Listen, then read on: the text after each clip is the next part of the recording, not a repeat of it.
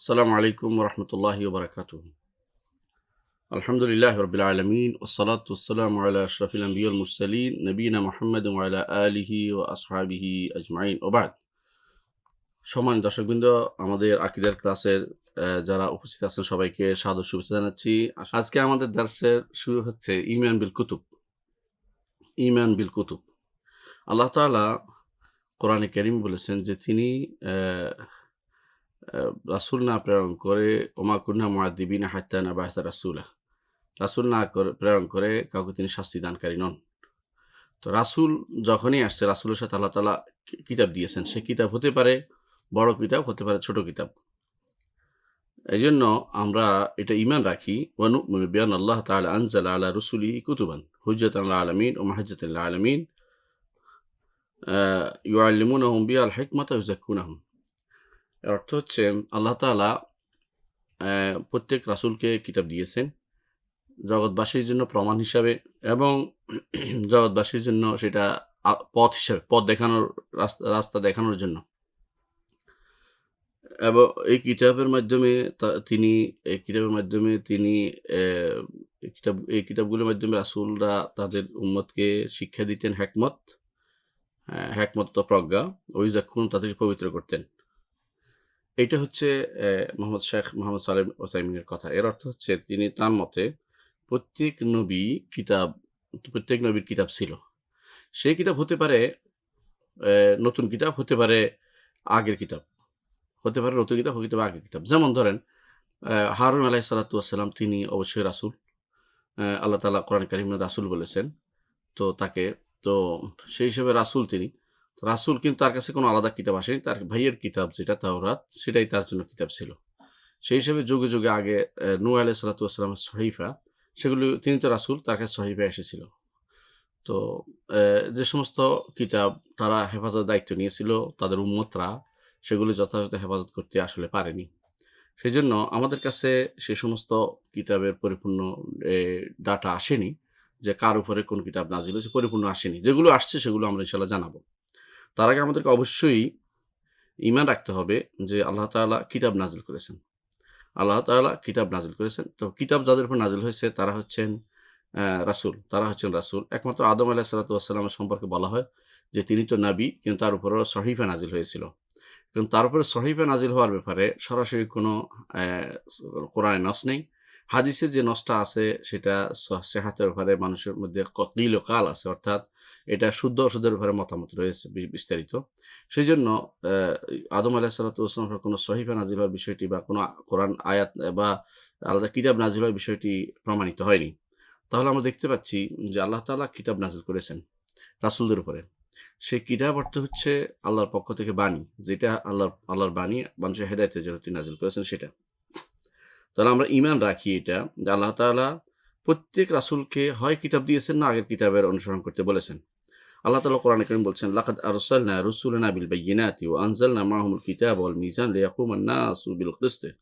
সূরা হাদীদের 25 নম্বর আয়াতে আল্লাহ তাআলা বলছেন, অবশ্যই আমরা প্রেরণ করেছি আমাদের রাসূলদেরকে প্রমাণসহ এবং তাদের সাথে নাজিল করেছি কিতাব এবং মিজান। মিজান অর্থ অ্যা অ্যা মানদণ্ড। সেটা যেটা হচ্ছে যে ভালো-মন্দ নির্বাচন করার জন্য কি রাসূলরা সেটা বলে দিবেন যে কোনটা ভালো, কোনটা মন্দ। তাদের আমলের কোনটা গ্রহণযোগ্য, কোনটা গ্রহণযোগ্য এটা বলে দিবেন।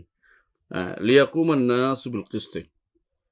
অনুরূপভাবে দুনিয়ার মিজান হতে পারে, যেটা দিয়ে ওজন মাপা হয় সেটা, যাতে করে মানুষ ইনসাফের সাথে পরস্পরের মধ্যে দণ্ডায়মান হতে পারে। অর্থাৎ ২ টা জিনিস নাজিল করেছেন আল্লাহ তাআলা বলছেন রাসূলদের মাধ্যমে। একটা হচ্ছে কিতাব, একটা হচ্ছে মিজান।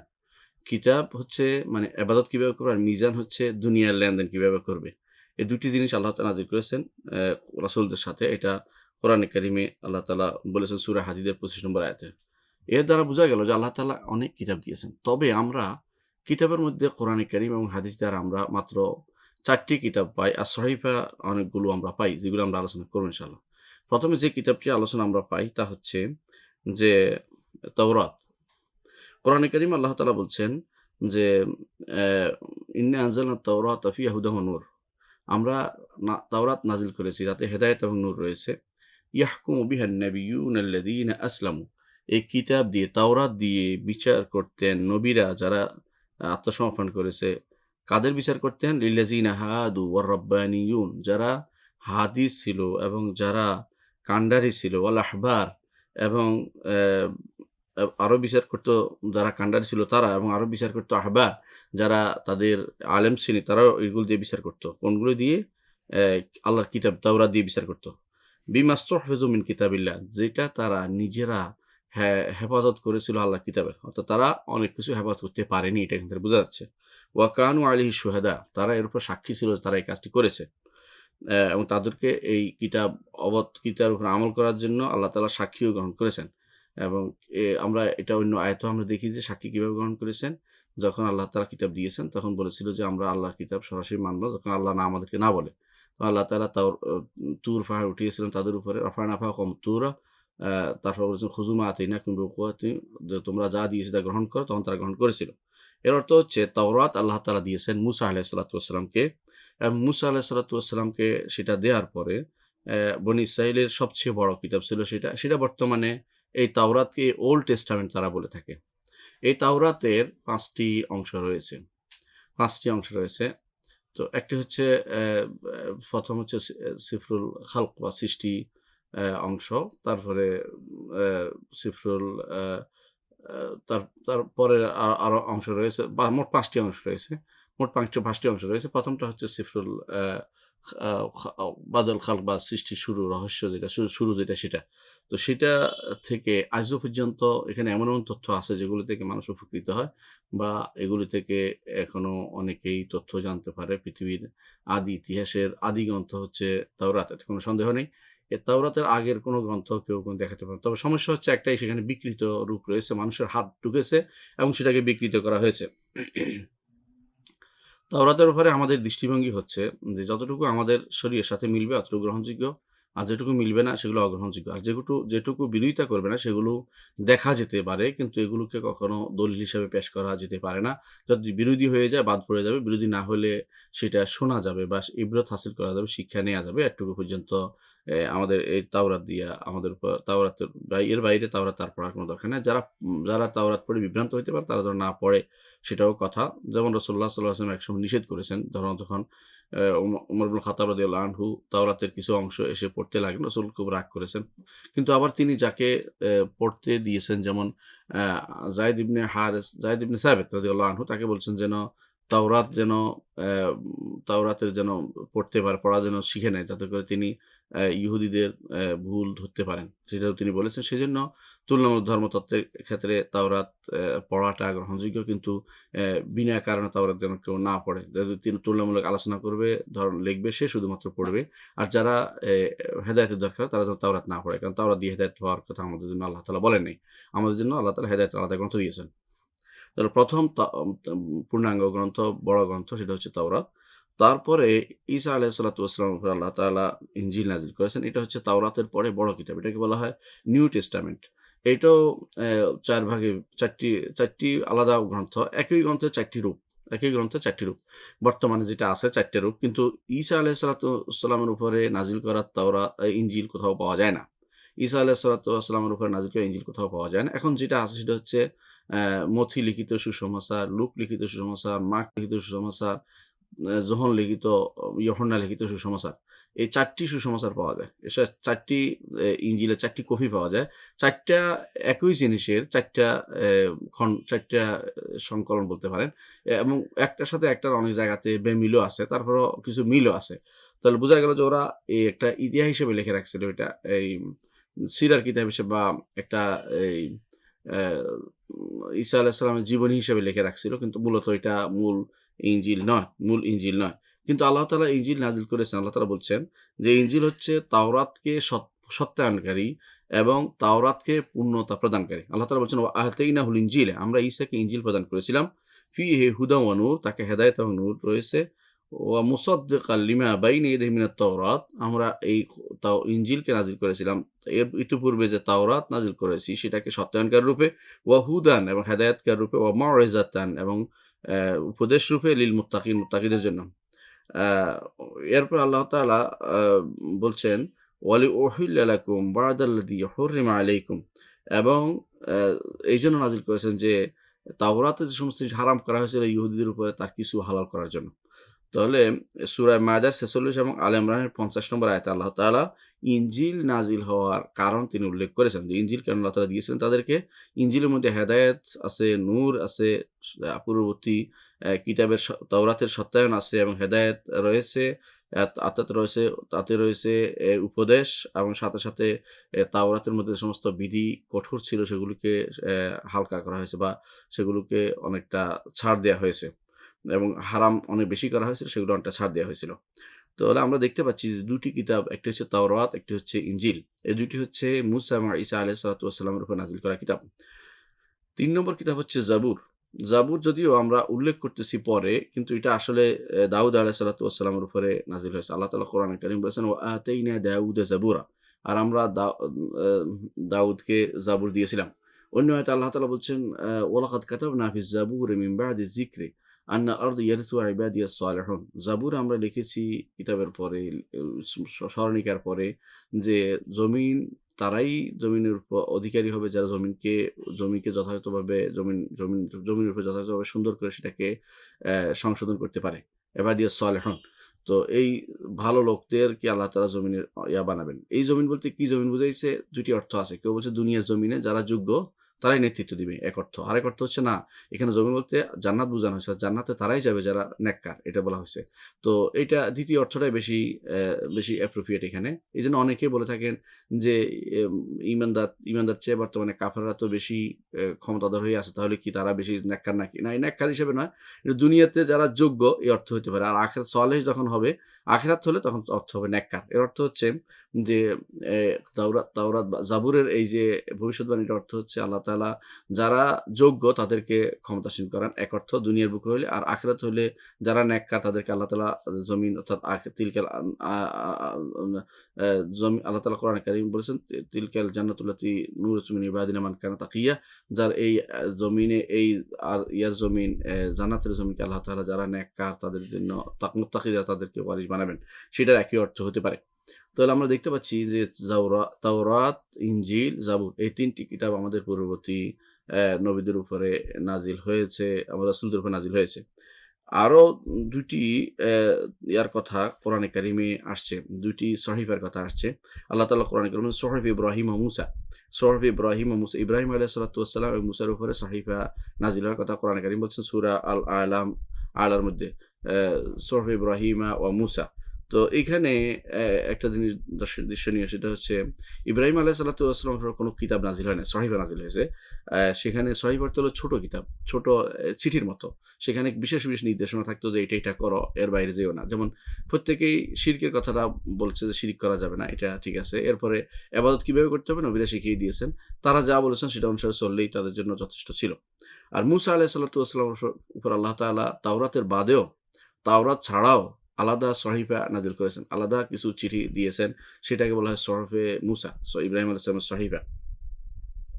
এগুলো হচ্ছে পূর্ববর্তী কিতাব। আর অন্যান্য কিতাবের কথা আসলে সহিহ হাদিস দ্বারা সাব্যস্ত হয়নি। অন্যান্য যে সমস্ত সহিফার কথা বলা হয় যে শীসের উপরে ৩০ টা বা ইদ্রিসের উপরে ১০ টা বা এই জাতীয় যে সমস্ত বর্ণনা আছে এবং যেটা ইমাম ইবনে কাসির রাহমাতুল্লাহ আলাইহি এনেছেন বা অন্যরা এনেছেন, কিন্তু এই বিশুদ্ধ সনদ দিয়ে সেগুলো সাব্যস্ত হয়নি। সনদের মধ্যে দুর্বলতা রয়েছে। সর্বশেষ যে কোরআনুল কারীম সেটার কথা আমরা উল্লেখ করিনি, ৫ম নম্বর যেটা, সেটা হচ্ছে কোরআনুল আযীম, মহান কোরআন। আল্লাহ তাআলা কোরআনুল কারীমে তার নাম দিয়ে ইন্নাহু লাকুরআনুন কারীম ফি কিতাবিম মাকনুন লা ইয়ামাসসুহু ইল্লাল মুতাহহারুন। কোরআন কারীম বলেছেন। আবার ইন্নাহু লাকুরআনুন আযীম, কোরআনুল কারীমে আল্লাহ তাআলা আযীম বলেছেন, মহান বলেছেন কোরআনকে। আবার বাল হুয়া কোরআনুম মাজিদ, কোরআনুল কারীমকে মাজিদ বলেছেন আল্লাহ তাআলা, অর্থাৎ সম্মানিত বলেছেন। এর অর্থ হচ্ছে কোরআনুল কারীম বড়, সম্মানিত এবং কোরআনুল কারীম মর্যাদাপূর্ণ, এটা হলো বলার উদ্দেশ্য। এবং এটা হচ্ছে আল্লাহর সর্বশেষ বাণী, যে অর্থাৎ যে সর্বশেষ যে কিতাব আকারে আসা বাণী। আল্লাহ তাআলার বাণীর কোনো শেষ নেই, তিনি এখনো কথা বলেন, সবসময় কথা বলে যাচ্ছেন। কিন্তু আমাদের জন্য যা পড়লে ইবাদত হবে, যা দিয়ে সালাত আদায় করতে হবে এবং যা ১ হরফে ১০ নেকি করে পাওয়া যাবে এবং যেটা দিয়ে আল্লাহর নৈকট্য অর্জন করার কথা, সেটা হচ্ছে কোরআনে কারীম। এই কোরআনে কারীম আল্লাহ তাআলা এটাকে আমাদের নবী মুহাম্মদ সাল্লাল্লাহু আলাইহি ওয়াসাল্লাম নাযিল করেছেন। আল্লাহ তাআলা বলছেন, ওয়া আনজালনা ইলাইকাল যিকরা, আপনার উপর জিকির নাযিল করেছেন অর্থাৎ কোরআন নাযিল করেছেন। আল্লাহ তাআলা বলছেন সূরা বাকারা ১৬৫ নম্বর আয়াতে, আল্লাহ তাআলা বলছেন যে শাহরু রমাদান আল্লাযী উনজিলা ফিহিল কোরআন হুদাল লিন-নাস ওয়া বাইয়িনাতিন মিনাল হুদা ওয়াল ফুরকান। শাহরু রমাদান, যেখানে কোরআন নাযিল করা হয়েছে, শাহরু আল্লাযী উনজিলা ফিহিল কোরআন হুদাল লিন-নাস, মানুষের হেদায়েতের জন্য এবং হেদায়েত এবং সত্য মিথ্যার পার্থক্যকারী প্রমাণ হিসাবে আল্লাহ তাআলা নাযিল করেছেন এই কোরআনে কারীমকে। অনুরূপভাবে কোরআন কারীমকে আল্লাহ তাআলা পূর্ববর্তী কিতাবসমূহের সত্যায়নকারী এবং সত্য মিথ্যা নির্ধারণকারী হিসেবে নাযিল করেছেন। পূর্ববর্তী কিতাবসমূহের সত্যায়নকারী এবং সত্য মিথ্যা নির্ধারণকারী হিসেবে নাযিল করেছেন। এর অর্থ হচ্ছে কোরআনে কারীমের বিশেষ গুণ হচ্ছে, ১ নম্বর হচ্ছে যে এটা হেদায়েতকারী মানুষের জন্য, ২ নম্বর হচ্ছে এটা প্রমাণ, হেদায়েতের প্রমাণ এবং সত্য এবং মিথ্যার পার্থক্যকারী ৩টি। চতুর্থ হচ্ছে মুসাদ্দিকাল লিমা বাইনা ইয়াদাইহি মিনাল কিতাব, পূর্ববর্তী কিতাবসমূহের সত্যায়নকারী। আর পঞ্চম হচ্ছে মুহাইমিন আলাইহি, সেটার মধ্যে সত্য মিথ্যা এটার মধ্যে বিচারক হিসাবে। মুহাইমিন হচ্ছে বিচারক। অর্থাৎ আগেকার কিতাবগুলি কোন কথাটা এখনো সত্য রয়ে গেছে আর কোন কথাটা মিথ্যা মানুষে বানাই ফেলছে, এটা নির্ধারণ করতে হবে কোরআনে কারীম শুনে। কোরআনে কারীমে যেটা বলা হয়েছে ওখানে যদি একই জিনিস বলা হয়ে থাকে, তো এখানে ২ রকম পাওয়া গেলে, একই কথা দুই রকম পাওয়া গেলে খবরের দিক থেকে বিশ্বাস করতে হবে যে কোরআনটাই সত্য, ওখানটা মিথ্যা। আর যদি শরীয়ত হয় তাহলে ওখানকার শরীয়ত আগের ছিল, এখন নতুন শরীয়ত আসছে, সুতরাং নতুন শরীয়তে আসার পরে আগের শরীয়তের উপর আমল করা চলবে না। আর যদি খবর হয়, যদি সংবাদ হয়, যেমন আল্লাহ সম্পর্কে, রাসূল সম্পর্কে, আখিরাত সম্পর্কে, তাহলে আমাদেরটা গ্রহণযোগ্য হবে, ওদেরটা যদি যদি উল্টাপাল্টা হয়, আমাদের সাথে মিশে গেলে আলহামদুলিল্লাহ, না মিশলে আমাদেরটা গ্রহণযোগ্য হবে, ওদেরটা কেউ না কেউ সেটাকে পরিবর্তন করেছে। কারণ খবর তো সেখানে কোনো নস্কা আসে না। খবরের মধ্যে কোনো রহিত করার কোনো কিছু নেই। আল্লাহ তাআলা সবসময় তার সৃষ্টির ব্যাপারে সত্য খবরই দিয়েছেন এবং সত্যটা বিশ্বাস করতে হবে। তো ওই কোরআন দিয়ে এইজন্য ৭ম যে বৈশিষ্ট্য সেটা হচ্ছে আল্লাহ তাআলা এই কোরআন দিয়ে পূর্ববর্তী সমস্ত কিতাবকে রহিত করে দিয়েছেন। এবং আ ৮ম যে হচ্ছে বৈশিষ্ট্য হচ্ছে যে এই কোরআনকে আল্লাহ তাআলা কোনো অনাকাঙ্ক্ষিত হাত বা কোনো কেউ পরিবর্তন করবে এমন হাত থেকে আল্লাহ তাআলা সেটাকে মুক্ত ঘোষণা করেছেন। অনুরূপভাবে কেউ বিকৃতি করবে সেটা থেকে আল্লাহ তাআলা এটাকে মুক্ত ঘোষণা করেছেন। এইজন্য আল্লাহ তাআলা বলেছেন, ইন্না নাহনু নাযালনা যিকরা ওয়া ইন্না লাহু লাহাফিজুন। সূরা হিজরের ৯ নম্বর আয়াতে আল্লাহ তাআলা বলছেন, সূরা হিজরের ৯ নম্বর আয়াতে আল্লাহ তাআলা বলছেন যে, আমরা এই জিকির নাযিল করেছি এবং এটাকে আমরা হেফাজত করব। এর অর্থ হচ্ছে আল্লাহ তাআলা এই কোরআন নাযিল করেছেন এবং কোরআন হেফাজতের দায়িত্ব আল্লাহ তাআলা নিয়েছেন। কিন্তু তাওরাত, ইনজিল এটার হেফাজতের দায়িত্ব আল্লাহ নেন নাই। তিনি বলছেন, বিমাস্তুহফিজু মিন কিতাবিল্লাহ, তারা যা হেফাজত করেছে। মানুষের হেফাজতের ত্রুটি থাকার কারণে তারা হেফাজত করতে পারেনি। আর কোরআনে কারীম আল্লাহ তাআলা নিজে হেফাজতের দায়িত্ব নিয়েছেন। এজন্য লক্ষ লক্ষ বা কোটি মানুষ কোরআন মুখস্থ করে এবং কেউ একটি শব্দও ভুল করতে পারে না। আরেকজন সেটা বিরোধিতা করে যে কেন ভুল করল এবং সেটাকে শুধরিয়ে দিয়ে থাকে। এবং কোরআনে কারীম আজ পর্যন্ত কেউ এটার ভুল করার কোনো সুযোগ নেই। হ্যাঁ, কোরআনে কারীম পড়ার বিভিন্ন রীতি আছে। এটা সবটাই কোরআন। অর্থাৎ ৩-৪ রকমের বা ৭ রকমের, ৮ রকমের, ১৪ রকমের, ১৬ রকমের, যত রকমের পড়া হোক, পুরোটাই কোরআন। সুতরাং কেউ যদি আপনাদের বলে যে কোরআনেও তো ভিন্ন ভিন্ন পড়া হয়, বলে হ্যাঁ, পড়াটা সহ কোরআন। আল্লাহ তাআলা এইভাবে নাযিল করেছে। এভাবে নাযিল করেছে, অর্থাৎ আল্লাহ তাআলা এটাকে এত ভাব গাম্ভীর্যপূর্ণ হিসাবে বিভিন্ন বিভিন্নভাবে নাযিল করেছেন এবং এটা বিভিন্ন কেরাত সহ নাযিল করেছেন। সুতরাং এখানে কেউ কোনো কথা বলার অধিকার রাখে না। এই নয় যে এটা আল্লাহ তাআলা একটা শব্দ নাযিল করেছেন। আল্লাহ তাআলা শব্দ কেরাত সহ নাযিল করেছেন। ৩-৪ রকমের পড়ার নিয়ম এবং অর্থ সহ নাযিল করেছেন। কোরআনে কারীমের আরেকটি বৈশিষ্ট্য হচ্ছে কিয়ামত পর্যন্ত কোরআনে কারীম থাকবে। কোনো কিছু এরপরে আসে রহিত করবে না। এবং আরেকটি বৈশিষ্ট্য হচ্ছে যে কোরআনে কারীম আরবি ভাষায়। আরেকটি বৈশিষ্ট্য হচ্ছে কোরআনে কারীম যদি কেউ এক হরফ পড়ে ১০ নেকি পাবে। ১০ নেকি পাবে। এবং কোরআনে কারীমের আরেকটি বৈশিষ্ট্য হচ্ছে যে কোরআনে কারীম অর্থ এবং শব্দ ২ টাই আল্লাহর পক্ষ থেকে। কোরআনে কারীম অর্থ এবং শব্দ ২ টাই আল্লাহর পক্ষ থেকে। এবং কোরআনে কারীমের আরেকটি বৈশিষ্ট্য হচ্ছে যে কোরআনে কারীম শোনা যায় এবং সেটা শুনলেও সওয়াব হয়। হ্যাঁ, আরেকটি বৈশিষ্ট্য হচ্ছে যে কোরআনে কারীম আল্লাহর পক্ষ থেকে আসছে এবং আল্লাহর কাছে ফিরে যাবে। আল্লাহর পক্ষ থেকে আসছে, অর্থাৎ তার কাছ থেকে নাজিল হয়ে আসছে এবং আবার তার কাছে ফিরে যাবে। আরেকটি বৈশিষ্ট্য হচ্ছে ১ম কোরআনে কারীম পুরোটাই নাজিল হয়েছিল ১৭ই ২৪ তারিখ দিনগত রমজানের ২৪ তারিখ দিনগত রাতে নাজিল হয়েছিল। ২৫ তারিখের রাতে নাজিল হয়েছিল মুহাম্মদ সাল্লাল্লাহু আলাইহি ওয়াসাল্লামের উপরে। মুহাম্মদ সাল্লাল্লাহু আলাইহি ওয়াসাল্লামের উপরে ১ম নাজিল হয়েছে ইকরা বিসমি রাব্বিকাল্লাযী খালাক। এটা ছিল ১ম। আর সেটার ১ম কোরআনে কারীম পুরোটা নাজিল হয়েছিল ১৭ই রমাদান সেটা নাজিল হয়েছিল। এটা কেউ বলে থাকেন যে এটা। তো কেউ বলেন যে না এটা নয়, বরং কোরআনে কারীম ২৪ তারিখ দিনগত রাতে নাজিল হয়েছিল বাইতুল ইজ্জতে পুরোটা। আর রাসূলুল্লাহ সাল্লাল্লাহু আলাইহি ওয়াসাল্লাম মুহাম্মদ সাল্লাল্লাহু আলাইহি ওয়াসাল্লামের কাছে সেটা শুরু হয়েছিল ১৭ই রমাদান। সুতরাং ১৭ই রমাদান আল্লাহ তাআলা কোরআনে কারীম বলছেন ইয়াউমাল ফুরকান ইয়াউমাল তাকাল জামআন। এজন্য আল্লাহ তাআলা কোরআনে কারীমকে ইয়াউমুল ফুরকান ঘোষণা করেছেন ১৭ তারিখকে, যেদিন বদরের দিনকে দুইটা গুণ দিয়েছেন। একটা হচ্ছে ফুরকানের দিন অর্থাৎ কোরআনের দিন, আরেকটা হচ্ছে সত্য মিথ্যা দিনই অর্থ হইতে পারে, তো কোরআনের দিন অর্থ হইতে পারে। কোরআনের দিন নাজিল হয়েছিল প্রথম ১৭ রমাদান। এবং ইয়াউমাল তাকাল জামআন, যেদিন উভয় দল অর্থাৎ কাফের এবং ঈমানদার দুইটি একসাথে হয়েছিল, তো অর্থাৎ বদরের যুদ্ধে, সেদিন ওই ১৭ তারিখের বিশেষ গুরুত্ব রয়েছে। কোরআনে কারীমের আরেকটি বৈশিষ্ট্য হচ্ছে যে একসময় কোরআনে কারীম উঠে চলে যাবে। যেভাবে আসছে সেভাবে সেটা চলে যাবে। সেভাবে সেটা চলে যাবে। তখন আসছে যেভাবে আবার এটা উঠে চলে যাবে। কাগজ থাকবে, লেখা থাকবে না। কাগজ থাকবে, লেখা থাকবে না। এটা কোরআনে কারীমের বৈশিষ্ট্য। কোরআনে কারীম আল্লাহ তাআলার বাণী, যেটা এটা হচ্ছে আল্লাহ তাআলার কালিমাতুল্লাহি তাম্মাত, পরিপূর্ণ কালিমা। এইজন্য যেহেতু পরিপূর্ণ কালিমাতুল্লাহি তাম্মাত, এইজন্য এটা দিয়ে ঝাড়ফুঁক করা যাবে। রাসূলুল্লাহ সাল্লাল্লাহু আলাইহি ওয়াসাল্লাম এটা বলতেন, আউযু বিকালিমাতিল্লাহি তাম্মাত মিন শাররি মা খালাক।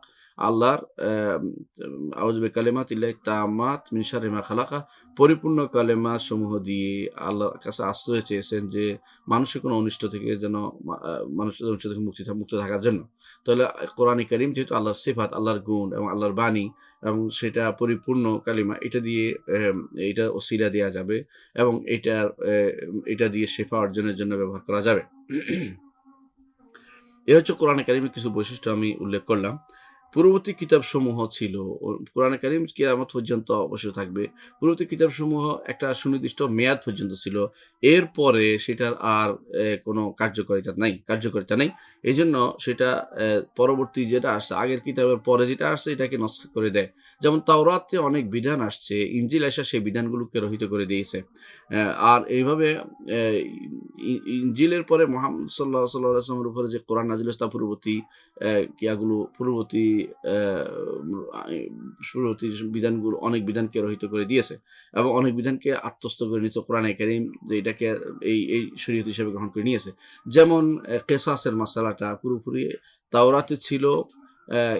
ইসলামও সেটাকে গ্রহণ করে নিয়েছে এবং ইসলাম সেটা অনুমোদন করেছে এবং সেটা ইসলামে রয়েছে।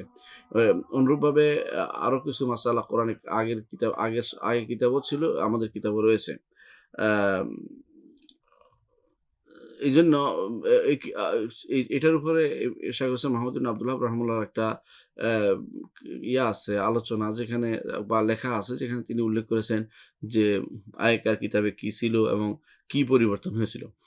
অ্যা উল্লেখ করেছেন তিনি, একটা কিতাব আছে মাসাইলুল জাহিলিয়া আল্লাতী খালাফা ফিহা রাসূলুল্লাহ সাল্লাল্লাহু আলাইহি ওয়াসাল্লাম আহলাল জাহিলিয়া। আ জাহিলি যে সমস্ত রসুম বা মাসাইলের ব্যাপারে রাসূলুল্লাহ সাল্লাল্লাহু আলাইহি ওয়াসাল্লাম তাদের জাহিলীদের বিরুদ্ধে করেছিলেন।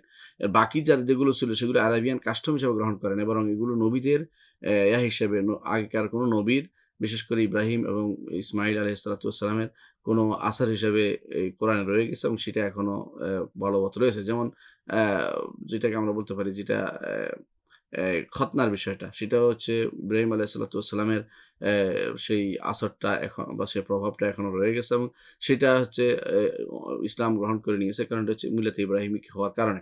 মিল্লাত আবিনা ইব্রাহিম, আমাদের পিতা ইব্রাহিমের মিল্লাত হিসেবে এটা গ্রহণ করে নিয়েছে। তাহলে আমরা দেখতে পাচ্ছি যে পূর্ববর্তী কিতাবসমূহ অবস্থা হচ্ছে এটা, পরবর্তী কিতাব আসার পরে পূর্ববর্তী কিতাবের কার্যকারিতা রহিত হয় এবং যেগুলো রহিত হয় না সেগুলো পরবর্তীতে আমলযোগ্য হয়। যেমন তাওরাতের ব্যাপারে তাওরাতের অনেক বিধান ইনজিলের মধ্যে আছে এবং অনেকগুলো পরিবর্তন করা হয়েছে। কিন্তু কোরআনে কারীম নাজিল হওয়ার পরে পূর্ববর্তী কিতাবের প্রতি আর তাকানো যাবে না বা সেগুলোতে কোনো আহকাম নেয়া যাবে না, আকীদা নেয়া যাবে না। হ্যাঁ, সেগুলো যদি কোনো কথা আসে যেগুলো আমার কোরআন সুন্নাহ বিরোধী নয়, সেগুলি শিক্ষা নেয়া যাবে এবং শুধুমাত্র সেগুলো বলা যাবে যে এটা আসছে, বিরোধী নয়। কিন্তু বিরোধী হলে সেটা কখনো গ্রহণযোগ্য হবে না। পূর্ববর্তী কিতাবসমূহ পরিবর্তিত হয়েছে,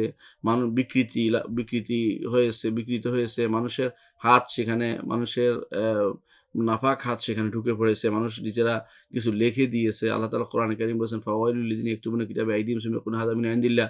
তাদের জন্য ধ্বংস, যারা নিজের হাতে কিতাব লিখে তারপর এটা আল্লাহর পক্ষ থেকে আসছে বলে।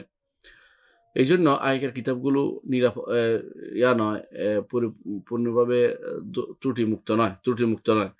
সেখানে বাড়তি হয়েছে, কমতি হয়েছে এবং বিকৃতি হয়েছে। আল্লাহ তাআলা কোরআনে কারিমে যেন বলছেন, মিনাল্লাযিনা হাদু ইউহাররিফুনাল কালিমা আন মাওয়াদিহি। যারা ইহুদি, মিনাল্লাযিনা হাদু, যারা ইহুদি হয়েছে, ইহুদি এই জন্য বলা হয়, হাদা অর্থ কোনো কিছু নাড়াচাড়া করা। তারা কোরআন, তাদের বই পড়ার সময়, কিতাব পড়ার সময় এরকম অর্থ, এই জন্য হাদা বলেছে। কেউ বলছেন, কেউ বলছে এটার জন্য না, বরং হাদা অর্থ মিল না, মা আলা, অর্থাৎ তারা আল্লাহর দ্বীনের দিকে ঘুরে গেছে এই জন্য। কেউ বলছে না, এটা না, মানে ইহুদের দিকে নাসবত করে হাদু বলা হয়েছে। যেদিকে বলা হোক, যারা ইহুদি হয়েছে, যেটা হোক, যারা ইহুদি হয়েছে, ইউহাররিফুনাল কালিমা আন মাওয়াদিহি, তারা তারা কি করে, তাদের কিতাবের শব্দকে পরিবর্তন করে তার স্থান থেকে, অর্থাৎ এখান থেকে ওখানে এলে ওখান থেকে ওখানে পরিবর্তন করে, তাতে করে ভিন্ন অর্থ প্রদান করে। এটা ইহুদিদের কারসাজি। তাই জন্য তাদেরকে তাওরাতের মধ্যে তারা অনেক পরিবর্তন করেছে। আপনি যদি কোনো 200 বছরের আগের তাওরাত পড়েন আর এখনকার তাওরাত পড়েন, অনেক পরিবর্তন পাবেন। ঠিক 200 বছর আগে, আরো 200 বছর আরো আগে যান, 400 বছর আগে, দেখবেন যে আরো ভিন্ন রকম তাওরাত ছিল। কিন্তু আপনি দেখেন কোরআনে কারীম, রাসূলের যুগে যা ছিল, তাবেঈদের যুগে, ইমামদের যুগে যা ছিল, তাবেঈদের যুগে যা ছিল, আজ পর্যন্ত যা হয়েছে, এবং ইনশাআল্লাহ কিয়ামত পর্যন্ত সেটা অপরিবর্তিত থাকবে। যারা পরিবর্তন করবে ইসলাম থেকে বেরিয়ে যাবে, অর্থাৎ ইসলামের ভিতরে থেকে কেউ পরিবর্তন করার তাদের কোনো সুযোগ নাই। শুধুমাত্র কেউ যদি ইসলাম থেকে বেরিয়ে যায়, যেমন কাদিয়ানীরা, বোহরারা, বাহাইরা, এই জাতীয় লোকেরা, তারা যদি কোনো ভিন্ন কিতাব নিয়ে আসে, এটা অগ্রহণযোগ্য এবং সেটা তাদের কিতাব, এটা কোরআন আর হবে না, এটা কোরআন বলা হবে না। তাহলে কোরআন যেটা, সেটা হচ্ছে অবশ্যই আল্লাহ তাআলা সেটাকে হেফাজত করেছেন। যেই কোনো রকমের বিকৃতি, যে কোনো রকমের বাড়তি, যে কোনো রকমের কমতি, পরিবর্তন সবকিছু থেকে আল্লাহ তাআলা সেটা হেফাজত করেছেন। কিন্তু আগেকার কিতাবকে তারা হেফাজত করেন, সেখানে বাড়তি হয়েছে, কমতি হয়েছে এবং সেখানে বিকৃতি ঢুকেছে। কোরআন কারীমে আল্লাহ তাআলা বলছেন সূরা বাকারার ৭৯ নম্বর আয়াতে যে, ফাওয়াইলুল লিযিনা ইয়াকতুবুনাল কিতাবা বিআইদিহিম, তাদের জন্য ধ্বংস যারা কিতাব লেখে, তাদের নিজ হাতে কিতাব লেখে। থুম্মা ইয়াকুলুনা হাযা মিন ইনদিল্লাহ, তারপর এটা আল্লাহর পক্ষ থেকে আসছে। লিয়াশতারু বিহি থামানান কালিলা, এর মাধ্যমে তারা দুনিয়ার মূল্য গ্রহণ করে থাকে। আল্লাহ তাআলা এরপর বলছেন, ফাওয়াইলুল লাহুম মিম্মা কাতাবাত আইদিহিম ওয়াইলুল লাহুম মিম্মা ইয়াকসিবুন, তাদের জন্য ধ্বংস যে তারা নিজ হাতে লিখছে, এবং তাদের জন্য ধ্বংস এই জন্য যে তারা এটার অর্থ উপার্জন করতেছে। সূরা বাকারার ৭৯ নম্বর আয়াতে আল্লাহ তাআলা সেটা বলেছেন। সূরা আনআমের ৯১ নম্বর আয়াতে আল্লাহ তাআলা বলছেন, কুল মান আনজাল কিতাবাল্লাযী জাআ বিহি মূসা, বলুন হে নবী, কে নাজিল করেছে ওই কিতাব, যে কিতাবকে মূসা নিয়ে আসছে, হুদান, হেদায়েতের আধার হিসাবে, ওয়া নূরান, এবং নূর হিসাবে, মানুষের জন্য হেদায়েতের জন্য, মানুষের হেদায়েতের জন্য নিয়ে এসেছে। তাজআলুনাহু কারাতিসা, এগুলিকে তোমরা কাগজ আকারে তোমরা পেশ করে থাকো। তুবদুনাহা, সেগুলো তোমরা পেশ করো, প্রকাশ করো। ওয়া তুখফুনা কাসীরান, অনেক কিছু তোমরা গোপন করো। এর অর্থ হলো তারা তাদের কিতাবের অনেক কিছু তারা গোপন করে থাকে, এই তাওরাত অনুসারীরা। অন্য আয়াতে আল্লাহ তাআলা বলছেন, ওয়া ইন্না মিনহুম, ইহুদিদের মধ্যে, ইহুদিদের মধ্যে, লা ফারিকান ইয়ালউনা আলসিনাতুহুম বিল কিতাব, কিতাব হিসেবে মনে করে তাদের ভাষা মুখের মধ্যে সুন্দর করে শ্রুতিমধুর করে শোনায়, মনে করে যে লিতাহসাবুহু মিনাল কিতাব, যাতে করে রাসূল মনে করেন যে এটা বোধহয় কিতাব থেকে বলছে। ওয়া মা হুয়া মিনাল কিতাব, এটা কিতাবের অংশ নয়। ওয়া ইয়াকুলুনা হুয়া মিন ইনদিল্লাহ, তাদের অনেকে আবার বলে যে নিজেরা বানিয়ে লিখে বলে যে এটা আল্লাহর পক্ষ থেকে আসছে। আল্লাহ বলছেন, ওয়া মা হুয়া মিন ইনদিল্লাহ, আল্লাহর পক্ষ থেকে তা আসেনি। ওয়া ইয়াকুলুনা আল্লাহিল কাযিব ওয়া হুম ইয়ালামুন, জেনে শুনে তারা আল্লাহর উপর মিথ্যাচার করে থাকে। সূরা আল ইমরানের ৭৯ নম্বর আয়াতে আল্লাহ তাআলা আরো বলছেন, মা কান লিবাশারিন, আল্লাহ তাআলা কোন মানুষকে যখন কোন কিতাব দিবেন, হিকমত দিবেন, নবুয়ত দিবেন, সে কখনো বলতে পারে না যে আমার ইবাদত করো, আল্লাহকে ছেড়ে আমার ইবাদত করো। অথচ এই সমস্ত কিতাবের মধ্যে, এই তাওরাত, ইনজিলের মধ্যে এমন শিরকি কথাবার্তা আছে যেগুলোর অর্থ হচ্ছে এগুলি মানুষই লিখেছে, এগুলি কখনো আল্লাহর পক্ষ থেকে নাজিল করা হয়নি। শিরক কখনো নাজিল হয় না, বেদাত কখনো নাজিল হয় না, শিরিক নাজিল হয় না। শিরিক হচ্ছে মানুষের বানানো জিনিস। এইজন্য সেখানে অনেক শিরিক রয়ে গেছে। অনুরূপভাবে সূরা মায়দার ১৫ থেকে ১৭ নম্বর আয়াতে আল্লাহ তাআলা বলছেন, ইয়া আহলাল কিতাব, হে আহলে কিতাব, অর্থাৎ ইহুদি নাসারারা, কাদ জাআকুম রাসূলুনা, আমাদের রাসূলরা এসেছে তোমাদের কাছে, ইউবাইয়িনু লাকুম কাসীরাম মিম্মা তুখফুনা মিনাল কিতাব, তোমাদের কাছে বর্ণনা করছে অনেক কিছু যেগুলো তোমরা কিতাবের মধ্যে গোপন করে রাখছো। কিতাবের অনেক কিছু যেগুলো গোপন করে রাখছো, আর রাসূল সেগুলি বর্ণনা করে দিচ্ছেন। যেমন একবার রাসূলুল্লাহ সাল্লাল্লাহু আলাইহি ওয়াসাল্লাম দরবারে এসে তারা বলল যে, তাদের মধ্যে এক লোকে, বিবাহিত এক লোকে তাদের মধ্যে করেছে, জিনা করেছে, ব্যভিচার করেছে। রসুল বললেন যে তোমাদের কিতাবের বিধান কি? তারা বলল যে নির্দ্বিধায় বলে দিল যে মুখে কালি করা এবং রাস্তায় রাস্তায় ঘুরে তাকে দেখিয়ে তাকে অসম্মান করা। তো রাসূলুল্লাহ সাল্লাল্লাহু আলাইহি ওয়াসাল্লাম বললেন যে তোমাদের কিতাবে এটা আছে না? তোমাদের কিতাবে রজম থাকার কথা। রজম অর্থ হলো পাথর মেরে মারার কথা। তারা অস্বীকার করল। তখন বলল যে কিতাব নিয়ে আসো। কিতাব নিয়ে আসলো। তারা কি করলো? হাত রেখে যে জায়গাতে লেখা আছে রজমের কথা সেখানে হাত রেখে এদিক সেদিক পড়তেছে। তো আব্দুল্লাহ ইবনে সালাম রাদিয়াল্লাহু আনহু তিনি উপস্থিত, তিনি বললেন, ইয়া রাসূলুল্লাহ সে হাত রেখে দিচ্ছে। আপনি আগে হাত সরাইতে বলুন। তো হাত সরাই বলছে, আবার দেখা যাচ্ছে ওখানে আয়াতুর রজম আছে, অর্থাৎ রজম করার কথা সেখানে রয়েছে। এটা তো তারা এরকম করতো, তারা গোপন করতো। কিন্তু আল্লাহ তাআলা রাসূলের মাধ্যমে সেটাকে প্রকাশ করে দিতেন। তো তাদের অনেক কিছু কোরআন দিয়ে আল্লাহ তাআলা প্রকাশ করে দিয়েছেন যে কি আসলে সেখানে কি ছিল এবং কি তারা সেখানে আইডি আতেমা বা অপরাধী হাত সেখানে ঢুকেছে, বাম হাত ঢুকে তারা পরিবর্তন করেছে, আল্লাহ তাআলা সেটা প্রকাশ করে দিয়েছেন। সর্বশেষ দেখুন, এটা তো হলো তাওরাতের কথা।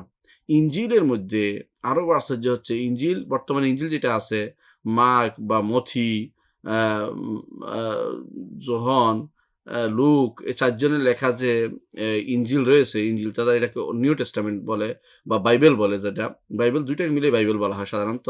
উম আ ক বাইবেল বলা হয়, বাইবেল বলে তারা ইয়াকে এ ওল্ড টেস্টামেন্ট, নিউ টেস্টামেন্ট ২ টাকে মিলে তারা বাইবেল বলে। তো এগুলিকে বাইবেল বলা যদিও খুব একটা গ্রহণযোগ্য না। তারপরে আমরা বলব হ্যাঁ, বাইবেল তো জাস্ট অ্যা উম এই একটা মলাট বাঁধা বই অর্থে ব্যবহার করা হয়। বাইবেল অর্থ যেটাকে বলা হয়, যেটাকে বাঁধাই করা একটা বই হিসেবে রয়েছে। সেই হিসেবে যেটাকে ১ খণ্ড বা ২ খণ্ড হিসেবে ভলিউম যেটাকে বলা হয় সেই বাইবেল, সেইটা অ্যা বলা যেতে পারে। তো কিন্তু এই কিতাব যে উম অ্যা নাজিল এই কিতাব যে এই ৪ টা কিতাব হয়ে গেল। ঈসা আলাইহিস সালামেরটা কিন্তু সেখানে নাই। সেজন্য লোকেরা যুগ, যুগ ধরে দেখতেছিল যে ৪ টি কিতাবের মধ্যে কিন্তু বিশাল সমস্যা। কেউ আ ঈসা আলাইহিস সালামকে ফকির বানিয়ে ফেলছে, কেউ ঈসা আলাইহিস সালামকে ধনী বানিয়ে ফেলছে। একেকজন একেক রকম করছে। কেউ দাউদের বংশধর বানাইছে, কেউ হারুনের বংশধর বানায় দাউদের বংশধর বানায় নাই। কেউ মুসার বংশধর বানিয়েছে। বিভিন্ন রকমের সমস্যা সেখানে রয়েছে। কিন্তু আ আ কিন্তু এই কোরআনে কারীম সেটা বলে দিয়েছেন যে এদের মধ্যে যে বানিয়েছে সেটা কখনো সত্য না। কোরআনে কারীম বলছেন যে তাদের এই সমস্ত ভুল তথ্যকে কোরআনে কারীম ধরে দিয়েছে। দেখুন, তাওরাত যদি, ইনজিল যদি কোনো ঈসার উপর নাজিল হওয়া ইনজিল হতো, তাহলে ঈসা আলাইহিস সালামের মৃত্যু বর্ণনা আসার সুযোগ ছিল না। মৃত্যু বর্ণনা তো নাজিল হয় না। আপনি বুঝতে পারছেন কিনা? মানে ই ই আপনি আজকে ইনজিল পড়লে দেখবেন যে ঈসা এরপরে মারা গেছে, ৩ দিন পরে উঠছে, ৩ দিন পরে লোক একটা আসে। এগুলো সমস্ত ঘটনা কার উপর নাজিল হবে? ঈসা তো মরেই গেছে তাদের নিকট। তাহলে নাজিল হইল কার উপরে? এগুলো বোঝা গেল যে এগুলি তারা বানিয়েছে।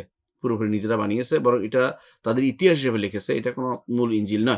মূল ইনজিলের অস্তিত্ব কোথাও নাই। সেটা হারিয়ে ফেলেছে। কারণ তাদের উপরে অমানসিক জুলুম চলেছিল ইহুদীদের পক্ষ থেকে এবং অন্যদের পক্ষ থেকে।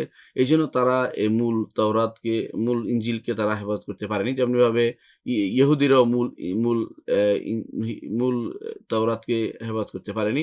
নাসারারাও মূল ইনজিলকে হেফাজত করতে পারেনি। হেফাজত সংরক্ষণ করতে পারেনি।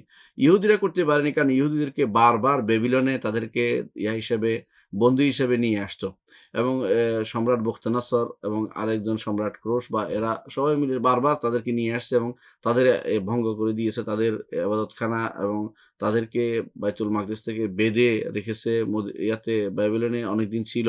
কষ্ট দিয়েছে তাদেরকে। তারপর তারা যখন চলে যায় তো অনেকে সেটা আর সংরক্ষণ করতে পারেনি তাদের তাওরাতকে।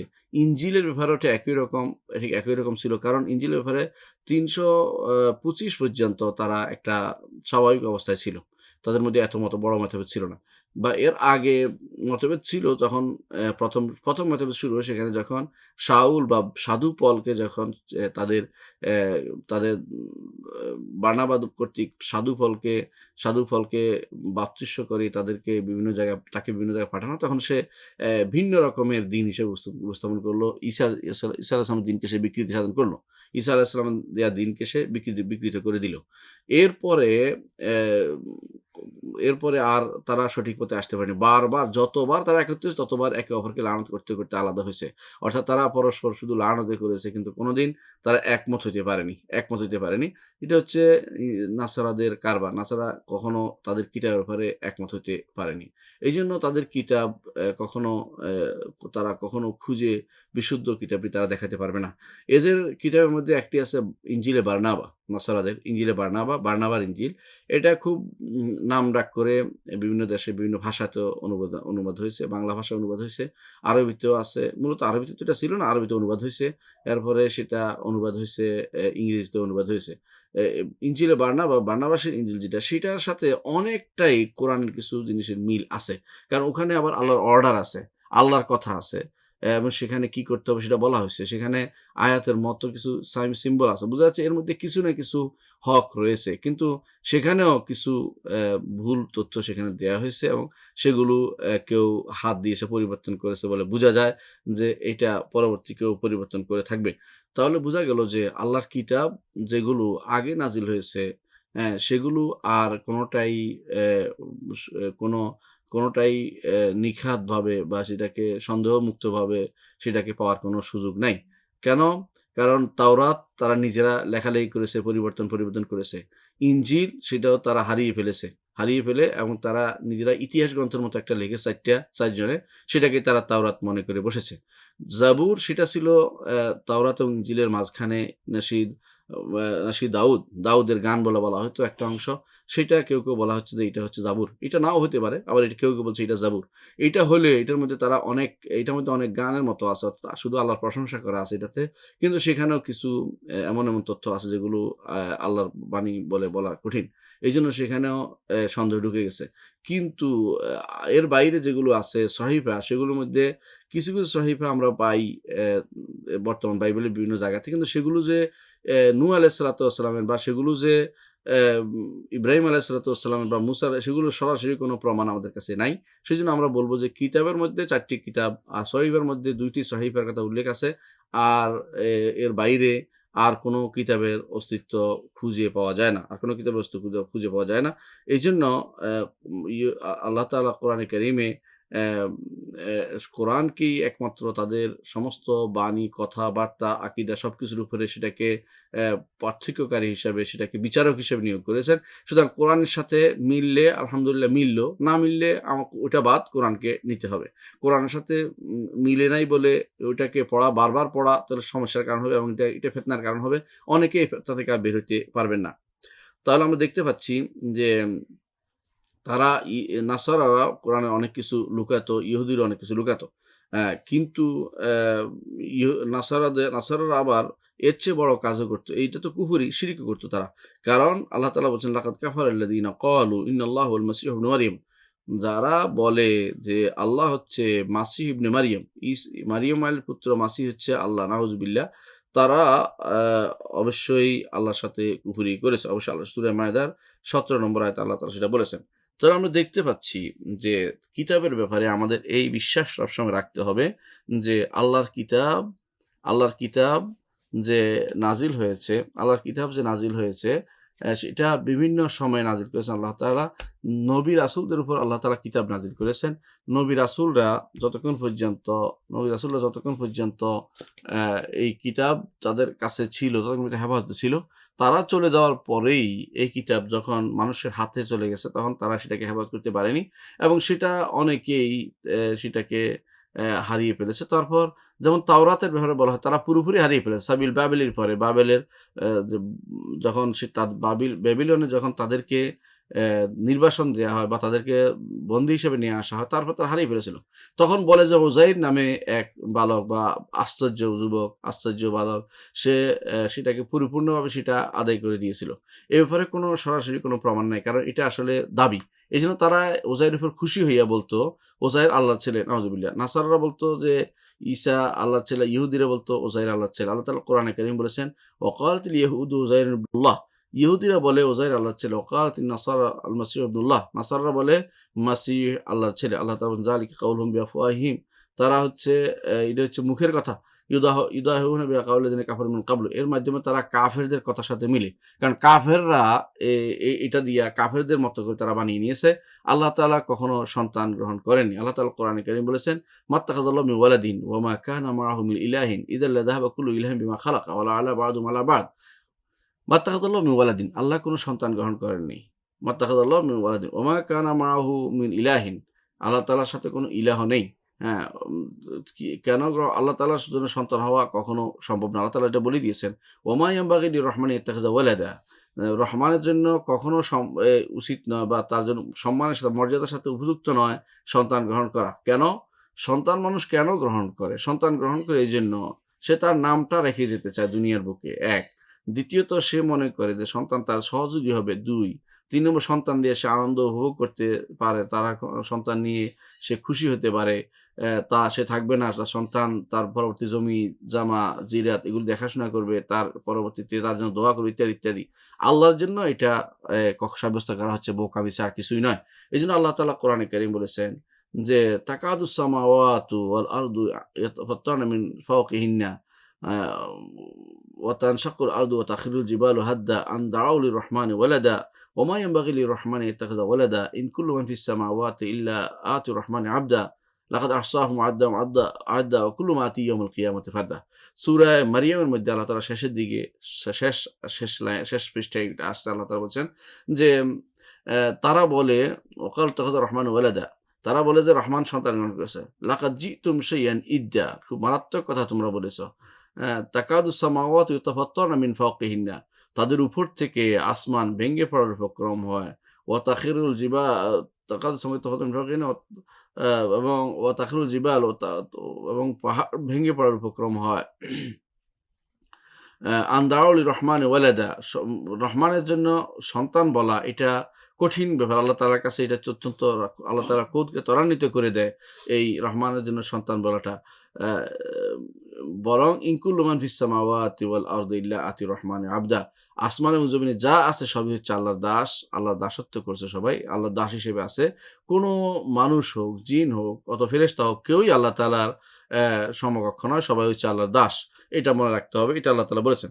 এরা তো নবী রাসূলগণের শিক্ষার মূল জিনিস হচ্ছে এটা, যে তাদের কাছে তারা মানুষ ঠিক আছে, কিন্তু তারা মানুষ কেন? মানুষ না হলে মানুষ থেকে হেদায়েত নেয়া কঠিন হয়ে পড়ে। সেজন্য আল্লাহ তাআলা মানুষ আকারে তাদেরকে পাঠিয়েছেন। কিন্তু তাদেরকে আল্লাহ কিতাব দিয়েছেন। সেই কিতাব দিয়ে আল্লাহ তাআলা তাদের কিতাব দিয়েছেন। সেই কিতাব দিয়ে তারা মানুষদেরকে হেদায়েতের পথে নিয়ে এসেছেন এবং সেই কিতাবের অ্যা বু উপর আমল করতে তাদেরকে নির্দেশ দেয়া হয়েছে। তাই কিতাবের উপর আমল করতে তাদেরকে নির্দেশ দেওয়া হয়েছে। যখন সর্বশেষ কিতাব আসছে, একেবারে লাস্ট টেস্টামেন্ট সর্বশেষ কিতাব আসছে, সেটা হচ্ছে কোরআনে কারীম। সেটা যখন আসছে তখন আর আগের কোনো কিতাবের উপরে আমল করার কোনো সুযোগ নাই, আমল করার কোনো সুযোগ নাই। তো এইজন্য আগের কিতাবগুলো আরেকটু কারণ হচ্ছে, সেটা হচ্ছে তার বিকৃত করে ফেলছে। সেটার মধ্যে আর বাস্তবতা বলতে খুব কমই আছে। যদি একেবারে নাই আমরা বলছি না। কিছু জিনিস আছে কিন্তু বেশিরভাগই পরিবর্তিত। তো এখানেও বোঝা যাচ্ছে যে আল্লাহর কিতাবের উপর ঈমান আমাদের আনতে হবে এইভাবেই। তো যেভাবে আমরা বলেছি এভাবে আল্লাহর কিতাবে আনতে হবে। আল্লাহর কিতাবের উপর ঈমান আনলে কি লাভ? লাভ হচ্ছে একটাই, যে দুনিয়ার মানুষ যখন বিপদে পড়ে যাবে, কোনো সমস্যায় পড়ে যাবে, তখন সে কোরআনের দিকে ফিরে আসতে পারবে। আল্লাহ তাআলা কোরআনে কারীম বলেছেন, ফাইন তানাযাতুম ফি শাইইন ফারুদ্দু ইলাল্লাহি ওয়া রাসূল, যদি কোনো বিষয়ে তোমাদের মতভেদ, আল্লাহর কাছে ফিরে আসো, রাসূলের কাছে ফিরে আসো। মুসান্নিফিন কুতুবিদ্দিন সবাই একমত, এমনকি আহলে সুন্নাত জামাতের সবাই একমত যে আল্লাহর দিকে ফিরে আসার অর্থ আল্লাহর কিতাবের দিকে ফিরে আসা, আর রাসূলের দিকে ফিরে আসার অর্থ হচ্ছে রাসূলের সুন্নাহর দিকে ফিরে আসা। আল্লাহ তাআলা কোরআনে কারীম বলেছেন যে তোমরা আতিউল্লাহ ওয়া আতিউর রাসূলা, আল্লাহর আনুগত্য করো, রাসূলের আনুগত্য করো। এর অর্থ হচ্ছে আমরা এর বেশি সামনে এগোতে পারবো না, বা এর বেশি আল্লাহ এবং রাসূলের আনুগত্যের বাইরে অন্য কিছু করা আমাদের পক্ষে সম্ভব না, করা জায়েজও নেই। তাহলে কিতাব বলতে যেটা বোঝাচ্ছি, সেই কিতাব হচ্ছে কোরআনে কারীম। কোরআনে কারীমের উপরে আমাদের বিশ্বাস কি থাকতে হবে? কোরআনে কারীমের উপর আমাদের বিশ্বাস থাকতে হবে এটাই, যে কোরআনে কারীম অবশ্যই আল্লাহর বাণী। কোরআনে কারীম কোনো মানুষের বাণী নয়। আল্লাহ তাআলা এটা কথা বলেছেন, যখন ইচ্ছা তখন তিনি কথা বলেছেন। কোরআনে কারীম কি আম আদি কিনা বা কাদিম না হাদিস, এটা হলো প্রশ্ন। কোরআনে কারীম আল্লাহর বাণী, আল্লাহর বাণী সেটা বলতে হবে এভাবে যে সেটা আল্লাহ তাআলা যখন কথা বলার তখন কথা বলেছেন। কোরআনে কারীম সেটা লাওহে মাহফুজে রেখেছেন এবং সেটা নাজিল করেছেন বাইতুল ইজ্জাতে, এবং সেটা নাজিল করেছেন ২৩ বছর জিন্দেগিতে মুহাম্মদ সাল্লাল্লাহু আলাইহি ওয়াসাল্লামের উপরে। যখন যেটার কথা বলা দরকার তখনকার হিসাবে এটা নতুন, কিন্তু এটা মৌলিকভাবে সেটা পুরাতন। এটাকে বলা হয় কাদিমুন নূহ হাদিসুল আহাদ। কাদিমুন নূহ হাদিসুল আহাদ। এটার ধরন পুরাতনের প্রকার, কিন্তু এটার কোনো অবস্থান নাজিল হয়েছে তখনকার সময়ে রাসূলুল্লাহ সাল্লাল্লাহু আলাইহি ওয়াসাল্লামের যুগে হাদিসুল আহাদ, অর্থাৎ যেটা নাজিল হয়েছে একক হিসাবে সেটা নতুন, একক হিসাবে সেটা আসছে। কিন্তু কোরআনে কারীম আল্লাহর বাণী, আল্লাহ তাআলার বাণী। আর আল্লাহ তাআলার বাণী সেটা ২ ধরনের গুণ আল্লাহ তাআলার বাণীটা। একটা হচ্ছে বাণী, আল্লাহর বাণীটা হচ্ছে দাতি গুণ, সত্তাগত গুণ, তিনি সবসময় কথা বলার অধিকারী ছিলেন। আরেকটা হচ্ছে, সেটা হচ্ছে কর্মগত গুণ বা ফেইলি গুণ বা কর্মগত গুণ। কারণ তিনি যখন ইচ্ছা তখন কথা বলেন। তিনি তাওরাত দিয়ে যা বলেছেন, কোরআন দিয়ে তা বলেননি। ইনজিল দিয়ে যা বলেছেন, জাবুর দিয়ে তা বলেননি। এর অর্থ হচ্ছে প্রত্যেকটি কিতাবের ভাষ্য আলাদা এবং অর্থ আলাদা। কখনো মিলে গেলে তার কিছু মিলবে। আল্লাহ তাআলা সহজ করে দেন, কিছু আল্লাহ তাআলা মিল করে দিয়েছেন। এজন্য আল্লাহ তাআলা বলছেন, ওয়ালাকাদ ইয়াসসারনাল কুরআনা লিযিকরি ফাহাল মিন মুদ্দাকির। আল্লাহ তাআলা বলছেন যে অবশ্যই আমরা কোরআনকে স্মরণ নেয়ার জন্য, তা থেকে শিক্ষা নেয়ার জন্য সহজ করে দিয়েছি। তোমাদের কেউ কি শিক্ষা নিবে কিনা? এর অর্থ হচ্ছে কোরআনে কারীম আল্লাহ তাআলার পক্ষ থেকে আল্লাহর বাণী হিসেবে এসেছে এবং সেটা কথা শোনা যায়। কারণ আল্লাহ তাআলা কোরআনে কারীম বলেছেন, ওয়াইন আহাদুম মিনাল মুশরিকিনা ইস্তাজারাকা ফাআজিরহু হাত্তা ইয়াসমা কালামাল্লাহ। মুশরিকদের কেউ যদি কোনো আশ্রয় দিন, যতক্ষণ পর্যন্ত সে আল্লাহর বাণী শুনে। আল্লাহর বাণী অর্থাৎ কি কোরআনে কারীম শোনা যায় এবং কোরআনে কারীম লেখা হয়েছে। আল্লাহ তাআলা কোরআনে কারীমে লেখার কথা, কোরআন বাল হুয়া কোরআনুম মাজিদ ফি লাওহে মাহফুজ, সেখানে লেখা আছে কোরআনে কারীম। তো কোরআনে কারীম আল্লাহর বাণী, সেটা লেখা আছে এবং সেটা যখন ইচ্ছা তখন তিনি কথা বলেন। আল্লাহর কথা বলার গুণটি প্রাচীন, কিন্তু যখন ইচ্ছা তখন কথা বলেন, তখন আল্লাহ তখন সেটাকে প্রাচীন বলা হবে না। যেমন তাওরাত তিনি আগে কথা বলেন, তাওরাত কথা বলেছেন পরে, লিখেছেন পরে, ইনজিল পরে, কোরআন পরে, কিন্তু ইব্রাহিম আলাইহিসসালাম সহিফা সবার আগে, এরপরে তিনি আবার মুসার সহিফা তিনি দিয়েছেন। এর অর্থ হচ্ছে আগ পিছ বলা যাবে। এবং প্রত্যেকটি আবার আল্লাহর কোরআনের কিছু অংশ তিনি দয়াপরবশ হয়ে কিছু অংশের বেশি ফজিলত দিয়েছেন, কিছু অংশের সাধারণ ফজিলত দিয়েছেন। কোনটা ফজিলতের বাইরে না, সবটাই ফজিলত, কিন্তু কিছু অংশের ফজিলত সবচেয়ে বেশি। যেমন কোরআনে কারীমের বেশি ফজিলত হচ্ছে সূরা ফাতিহা, আয়াতুল কুরসি, অনুরূপভাবে সূরা বাকারার শেষ ৩ আয়াত বা শেষের আয়াতগুলো, এগুলো সবই হচ্ছে কোরআনে কারীমের সাথে কোরআন আকীদার যে মিল, সেটাকে বোঝানোর জন্য সেভাবে আমরা বলে থাকি। তাহলে আমরা আল্লাহর কিতাব সম্পর্কে বিস্তারিত জানলাম। আমাদের সামনে রয়েছে রাসূলদেরকে আল্লাহ তাআলা প্রেরণ করেছেন। রাসূলদের ব্যাপারে আলোচনা। তো প্রথম কথা হচ্ছে রাসূলদের ব্যাপারে, সেটা হচ্ছে আমরা অবশ্যই আমরা ঈমান রাখি বিআন্না আল্লাহ তাআলা বা'আসা ইলান নাসি রাসূলান। আল্লাহ তাআলা মানুষদের কাছে রাসূল প্রেরণ করেছেন। মুবাশশিরিন ওয়া মুনযিরিন, তাদের দায়িত্ব হচ্ছে মানুষদেরকে সুসংবাদ দিবে। কি সুসংবাদ দিবে? কিসের? সুসংবাদ দিবে জান্নাতের। ওয়া মুনযিরিন, এবং ভীতি প্রদর্শন করাবে। কিসের ভীতি প্রদর্শন করাবে? জাহান্নামের ভয় দেখাবে। লিআল্লা ইয়াকুনা লিন-নাসি আলাল্লাহি হুজ্জাতুম বা'দা রাসূল, যাতে করে রাসূল প্রেরণ করার পরে কোনো মানুষ এটা বলতে পারে না যে আমি তো গাফিল ছিলাম, আমি তো শুনি নাই, আমি তো দেখি নাই, আমার কাছে তো আপনি কিতাব পাঠান নাই, আমার কাছে তো লোক পাঠান নাই, আমি কিভাবে ঈমান আনবো? আমি তো আগের কাউকে দেখি নাই। এই প্রমাণ যেন উপস্থাপন করতে না পারে আল্লাহ তাআলা, সেজন্য আল্লাহ তাআলা যুগে রাসূল প্রেরণ করেছেন। আল্লাহ তাআলা বলছেন, ওয়া কানা আল্লাহু আজিজান হাকীমা। আল্লাহ তাআলা প্রবল পরাক্রমশালী এবং তিনি প্রজ্ঞাময়, তিনি বলেছেন সেটা।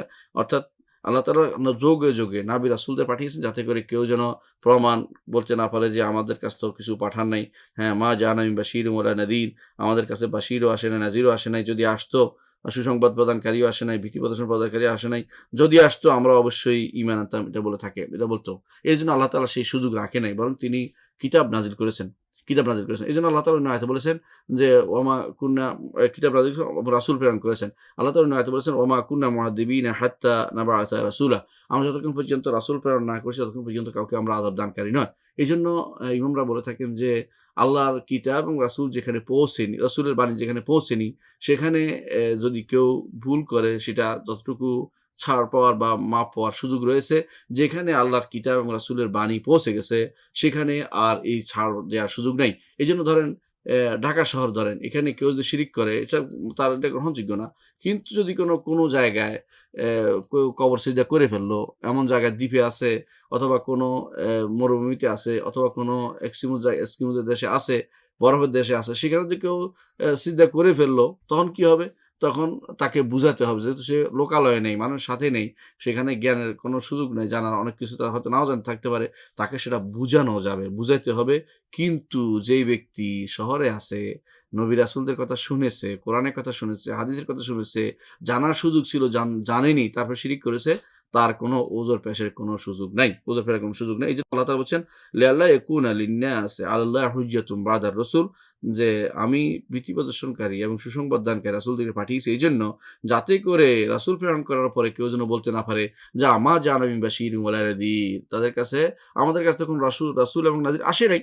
আল্লাহ তাআলা বলছেন, বালা কাদ জাআকুম বাশীরুন ওয়া নাযীর, অবশ্যই অবশ্যই তোমাদের কাছে রাসূল নবী এসেছে, তিনি হচ্ছেন মুহাম্মদুর রাসূলুল্লাহ সাল্লাল্লাহু আলাইহি ওয়াসাল্লাম আমাদের জন্য, এবং তিনি সবার জন্য, সারা বিশ্বের প্রত্যেক নর-নারীর জন্য তিনি রাসূল হিসেবে এসেছেন। অনুরূপভাবে তিনি রাসূল হিসেবে এসেছেন, তিনি রাসূল হিসেবে তিনি এসেছেন কিয়ামত পর্যন্ত, তিনি রাসূল হিসেবে থাকবেন, এবং তারপরে আর কোনো নবী রাসূল আসবে না। তারপরে আর কোনো নবী রাসূল আসবে না। এজন্য তিনি যা তার কোরআনের মাধ্যমে তার কাছে আসা কোরআন এবং রাসূলুল্লাহ সাল্লাল্লাহু আলাইহি ওয়াসাল্লাম হাদিসে যা এসেছে সেটাকে দলিল হিসাবে পেশ করে আমল করতে হবে। এ এ কেউ যেন এটা না বলে যে আমি তো শুনতে পাইনি বা আমি তো জানতে পারিনি, কারণ জানার সুযোগ ছিল এবং প্রচুর পরিমাণে দায়ীরা আল্লাহর পথে আহ্বানকারী তাদের কাছে গেছে, কিন্তু তারা সেটাকে যথাযথভাবে গ্রহণ করেনি। আম আরো আমরা ঈমান রাখি এটার উপরে, তাহলে আল্লাহ তাআলা প্রত্যেক মানুষের কাছে, প্রত্যেক যুগে, যুগে মানুষের কাছে রাসূল প্রেরণ করেছেন। এর প্রমাণ আরো আমরা পাই। আল্লাহ তাআলা কোরআনে কারীমে বলেছেন যে ওয়ালাকাদ আরসালনা ইলা রাসূ ওয়ালাকাদ ওয়ালাকাদ আরসালনা, আমরা অন্য আয়াতে আল্লাহ তাআলা বলেছেন যে কোরআনে কারীম আমরা যুগে, যুগে রাসূল প্রেরণ করেছি। যুগে, যুগে প্রত্যেক উম্মতে রাসূল প্রেরণ করেছি। আল্লাহ তাআলা বলছেন ওয়া মিন উম্মাতিন ইল্লা খালা ফিহা নাযীর, যে এমন কোনো উম্মত নয় যে উম্মত নেই যেখানে আল্লাহ তাআলা নাযীর প্রেরণ করেন। নাযীর অর্থ হলো ভীতি প্রদর্শনকারী প্রেরণ করেননি। বরং তিনি ভীতি প্রদর্শনকারী প্রেরণ করেছেন। তারা যদি নিজেরা যাইতে না পারে, তারা অন্যদেরকে প্রেরণ করেছে। অর্থাৎ প্রেরিতদের প্রেরিত, রাসূলদের রাসূল, এরকম প্রেরণ করা হয়েছে। এজন্য তখনকার দিনে যেহেতু এত যোগাযোগ ব্যবস্থা এত উন্নত ছিল না, এজন্য মানুষ সাধারণত মানুষকে প্রেরণ করত। সেই হিসাবে বিভিন্ন জায়গাতে একে অপরকে দায়িত্ব দিয়ে পাঠাইতো, তারা যেন দাওয়াত দিয়ে থাকে। এজন্য আল্লাহ তাআলাকে না জানার, লোকালয় থেকে আল্লাহকে না জানার কোনো সুযোগ তখন ছিল না বা এখনো নেই। কিন্তু যদি আবার কোথাও জাহিলিয়ত ছেয়ে যায়, অর্থাৎ জাহিলিয়তের কারণে মানুষ আল্লাহকে ভুলে যায় অথবা আল্লাহর দ্বীনকে ভুলে যায়, রাসূলদের ভুলে যায়, তখন আবার সেখানে যদি কোথাও যদি কোনো এরকম লোকেরা না পাওয়া যায় যে যারা তারা ভুল করলে শুধরাই দিবে, তাহলে সেটা তাদের জন্য ওজরও হতে পারে সাময়িকভাবে। কিন্তু তার জন্য তারপরেও তারা গুনাহগার হবে এজন্য, কারণ তাদের মধ্যে আগে থেকেই আল্লাহর দ্বীনকে জানার জন্য লোক থাকার দরকার ছিল। আল্লাহ তাআলা বলছেন ওয়ামা কানাল মুমিনুনা লিয়ানফিরু কাফা, মুমিনরা সবাই যুদ্ধ যাবে না। ফালাউলা নাফারা মিন কুল্লি ফিরকাতিন মিনহুম তায়ফাতুন লিয়াতাফাক্কাহু ফিদ-দীন, প্রত্যেক দলে, বড় দলের মধ্যে ছোট একটি দল কেন থাকে না যারা দ্বীনের মধ্যে ফিকহ অর্জন করবে। যখন তাদের কাছে তাদের ভাইরা আসবে অথবা তারা যখন ফিকহ অর্জন করে তাদের ভাইদের কাছে ফিরে যাবে, তখন যেন তারা আল্লাহর দ্বীন তাদেরকে শিখাতে পারে। এটা আল্লাহ তাআলা বলেছেন। এর অর্থ হচ্ছে অবশ্যই আল্লাহ তাআলা রাসূলদের প্রেরণ করেছেন এবং রাসূলদের যারা এ অনুসারী, তারা প্রত্যেকে সে দায়িত্ব নিতে বাধ্য। অর্থাৎ আল্লাহর দাওয়াতকে পৌঁছে দেয়া এবং তাবশীর এবং ইনযার, অর্থাৎ ভীতি প্রদর্শন করাবে এবং তাদেরকে অ্যা সুসংবাদ দিবে। এ দায়িত্ব দিয়ে আল্লাহ তাআলা যুগে, যুগে নবী রাসূলদের পাঠিয়েছেন। তাদের অবর্তমানে এই দায়িত্ব প্রত্যেকটি ঈমানদারের তারা এই দায়িত্ব পালন করতে বাধ্য। আল্লাহ তাআলা এটাই আমাদেরকে নির্দেশনা দিয়েছেন। এজন্য যুগ, যুগ ধরে যত নবী রাসূল আসছে, তারা তো আবার তাদের দায়িত্ব যথাযথভাবে পালন করেছে। করার পরে তারা আবার উম্মতের উপরে সে দায়িত্ব অর্পণ করে দিয়েছে। আমাদের নবী মুহাম্মদুর রাসূলুল্লাহ সাল্লাল্লাহু আলাইহি ওয়াসাল্লাম, তিনি আমাদেরকে সে দায়িত্ব দিয়েছেন। তিনি বলেছেন, "বাল্লিগু আন্নী ওয়ালাউ আয়া", আমার থেকে একটি আয়াত হলো তোমরা প্রচার-প্রসার করো। অর্থাৎ তার তার অবর্তমানে তার সে ইয়ার দায়িত্ব, অ্যা কিতাব, তার রিসালাতের দায়িত্ব প্রত্যেকটি মানুষের উপরে অর্পণ করা হয়েছে। যারা যোগ্য হবে তাদের উপর বেশি, যারা অযোগ্য তারা সেই মর্যাদাপূর্ণ স্থানে পৌঁছতে পারেনি। কিন্তু যদি কেউ দাওয়াত না দেয়, সবাই গুনাহগার হবে। দাওয়াতের কাজটি বেগবান করতে হবে। কারণ নবী রাসূলদের মূল কাজ হচ্ছে দাওয়াত এবং তাবলীগ। আল্লাহ তাআলা কোরআনে কারীম বলেছেন, ওমা আলা রাসূলি ইল্লাল বালাগুল মুবিন, ওমা আলা রাসূলি ইল্লাল বালাগুল মুবিন। রাসূলুল্লাহ সাল্লাল্লাহু আলাইহি ওয়াসাল্লাম পৌঁছে দেওয়ার কথা আরো বলেছেন, বাল্লিগু আন্নী ওয়ালাউ আয়া। একটি আয়াত হলো তোমরা আমার থেকে পৌঁছে দাও মানুষের কাছে, একটি আয়াত। সেখানে শুধু আয়াত নয়, আয়াত হাদিস যা আছে সেটা বলার উদ্দেশ্য, অর্থাৎ যেকোনো জিনিস আল্লাহ এবং আল্লাহ রাসূল করেছেন সেটাকে মানুষের কাছে পৌঁছে দিতে হবে। রাসূলুল্লাহ সাল্লাল্লাহু আলাইহি ওয়াসাল্লাম এজন্য আবু আলী যখন বলছিল যে আবু শাহ যখন বলছিল যে, ইয়া রাসূলুল্লাহ, আমাকে আপনার বিদায় হজের ভাষণ লিখে দিন। রাসূল বলেছেন যে, রাসূলুল্লাহ সাল্লাল্লাহু আলাইহি ওয়াসাল্লাম তখন বলেছেন যে, উক্তুবু লি আবি শাহ, আবু শাহ লিখে দাও। এর অর্থ হচ্ছে সেটা প্রমাণ হিসেবে প্রতিষ্ঠিত হবে। তাহলে আমরা দেখতে পাচ্ছি যে যুগে, যুগে আল্লাহ তাআলা রাসূলদের প্রেরণ করেছেন। কিতাবও যেমন প্রেরণ করেছেন, রাসূলদের প্রেরণ করেছেন।